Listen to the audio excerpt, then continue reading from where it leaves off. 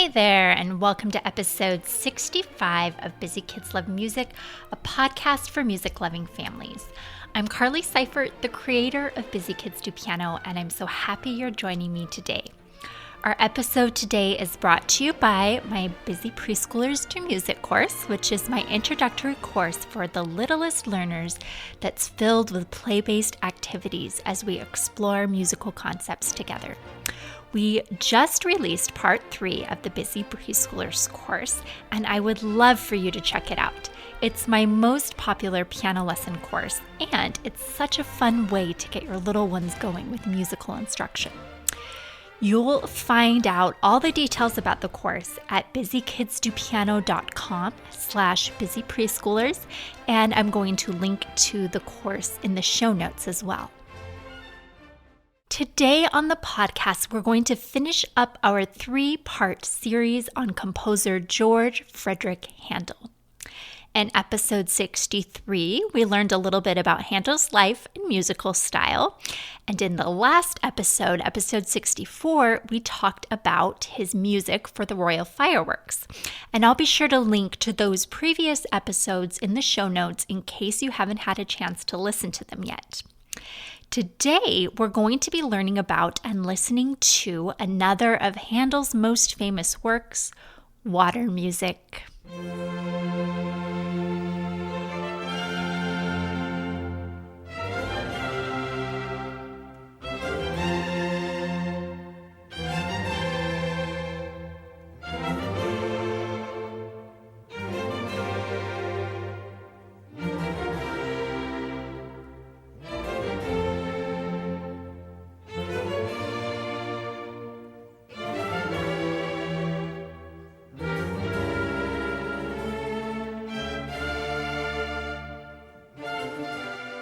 Water music is a collection of 3 suites that were written for a large orchestra.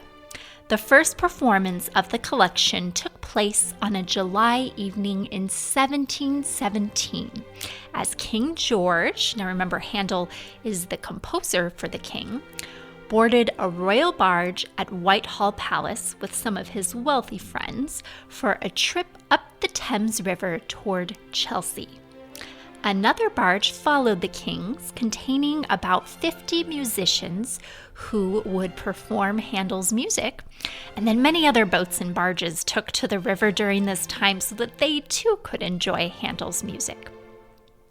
After arriving at Chelsea, the king left his barge for a time and then reboarded later that night for the return trip.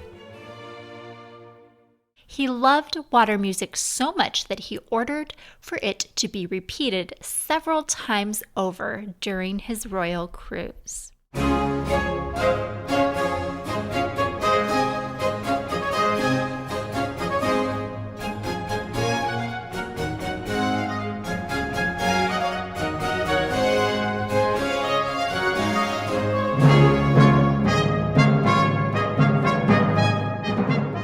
There were rumors that the reason for this special performance of water music was for King George to steal some of the attention back from his son, the prince, who had been throwing lavish dinner parties and rising in popularity as a result of these lavish dinner parties. Whatever the reason for the performance, Handel certainly grew in popularity. The entire collection of water music would not be published until 3 decades after Handel's death.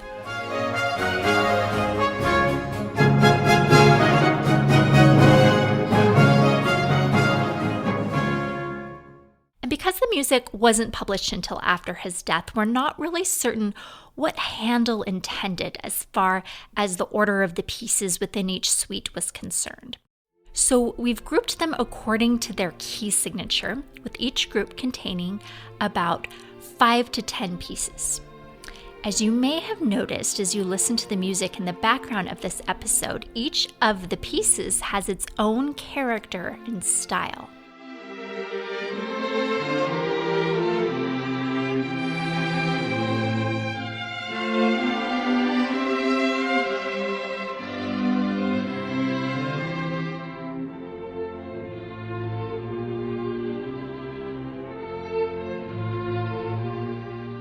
Now, we learned about Handel's music for the royal fireworks in our last podcast episode, and these selections are often performed together. And just as with fireworks music, it's not uncommon to hear the water music performed at weddings or used in film and television. When you head over to the show notes at busykidsdopiano.com/podcast/65, you'll find there the link to this episode's curated playlist on YouTube, which will show you a variety of performances of Handel's water music. Some of the pieces which we heard today, as well as some of the other songs from the suites that weren't on the episode. Again, you can find that at busykidsdopiano.com/podcast/65. Thanks so much for joining me for these last 3 episodes to learn more about George Frideric Handel. I hope you've enjoyed exploring his life and music together, and I look forward to connecting with you again in 2 weeks on the next brand new episode of Busy Kids Love Music. Bye for now.